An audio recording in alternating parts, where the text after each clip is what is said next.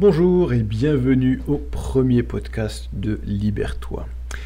Libère-toi, qu'est-ce que c'est? C'est une aide, c'est des outils, ce sont des conseils, des informations pour concrètement t'aider à te libérer de ta dépendance à la pornographie, à la masturbation et à tout ce qui peut vraiment t'empêcher de vivre une vie plus réelle, voilà, et non pas virtuelle. Alors, sans plus tarder, nous allons passer au premier épisode. Nous allons commencer par le premier épisode et aujourd'hui, on va parler de la relation et le lien qui existe entre une application comme Tinder et la pornographie. Également, comment cela peut vraiment te toucher au quotidien dans tes relations interpersonnelles et dans tes relations amoureuses en général. Alors, ce qu'il faut savoir, c'est que l'un des gros problèmes de la pornographie, c'est que tu as toujours le choix. Il y a trop de choix. Et ce qui fait que ton cerveau a toujours envie d'en savoir plus, c'est que tu as devant toi, et facilement, très facilement d'accès, plein de photos, de vidéos, de genres différents, et cette illusion du choix, parce que finalement tout ça revient au même, cette illusion de choix te donne l'impression de ne jamais être satisfait. Voilà, si tu es dépendant de la pornographie, comme je l'ai été par le passé, tu as cette sensation de te dire j'en veux toujours plus, j'ai envie de découvrir de nouvelles choses, de nouvelles vidéos, des nouveautés, qu'est-ce qui se passe et d'où ça vient, que ce que c'est, voilà, toujours découvrir de nouvelles choses jusqu'à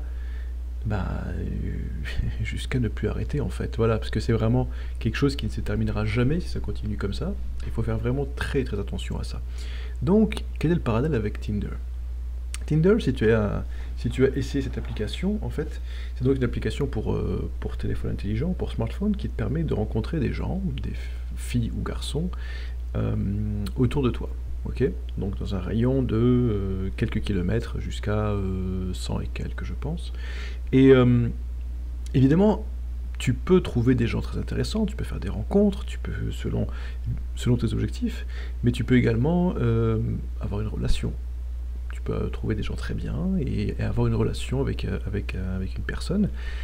Et un des problèmes de Tinder, et c'est ce qui fait aussi son succès, c'est c'est la quantité qu'il y a dans cette application. Le fait que finalement, tout le monde, on va parler des filles, par exemple, toutes les filles sont potentiellement disponibles. C'est-à-dire que tu peux les rencontrer et tu as encore une fois l'illusion de la quantité. Et tu te dis, mais c'est pas possible, tous les jours je peux l'utiliser et regarder toutes les filles qu'il y a autour de moi, ne serait-ce que par simple curiosité.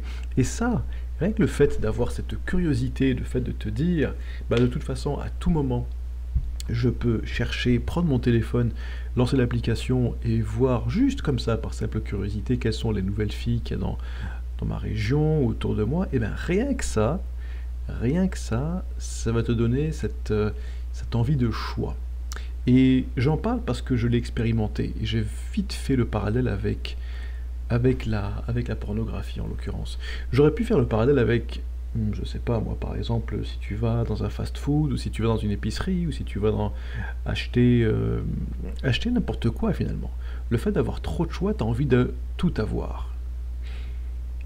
Et je fais justement le parallèle avec la pornographie, c'est que, en l'occurrence, en tout cas je sais que pour beaucoup de personnes, le fait de rencontrer plusieurs filles, c'est vraiment juste avoir une relation éphémère et clairement simplement physique avec elles. Et tu te dis, celle-ci me plaît bien, et puis voilà, je vais la rencontrer, et puis il se passera ce qui se passera, et puis ensuite on passera à la prochaine. Voilà. Et admettons que ça marche, et puis ça clique bien entre vous, voilà, vous avez une relation court terme ou même moyen terme, et le risque c'est que tu te lasses assez vite et que ton cerveau t'en demande beaucoup plus.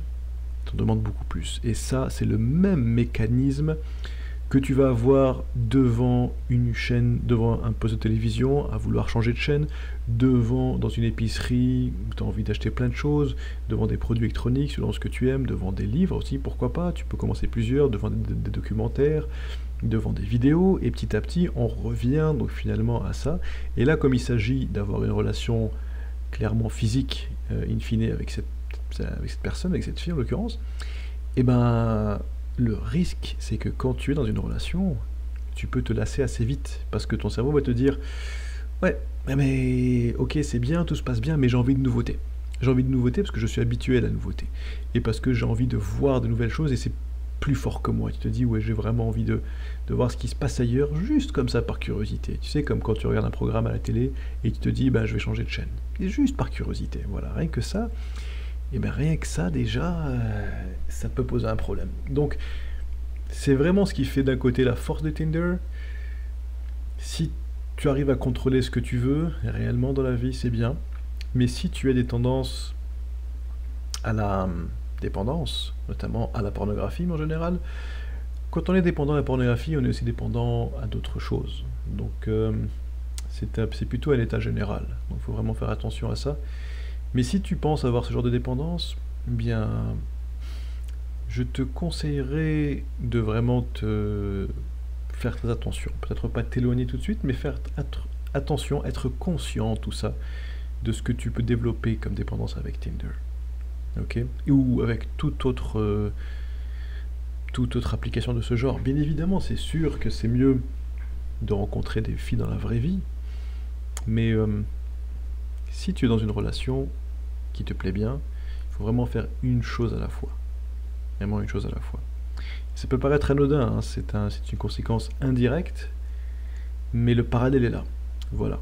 Écoute, j'espère que ce premier épisode t'aura plu. N'hésite pas à t'abonner à ma chaîne et pour en avoir plus à l'avenir. Et puis je te dis à très bientôt. Bye bye.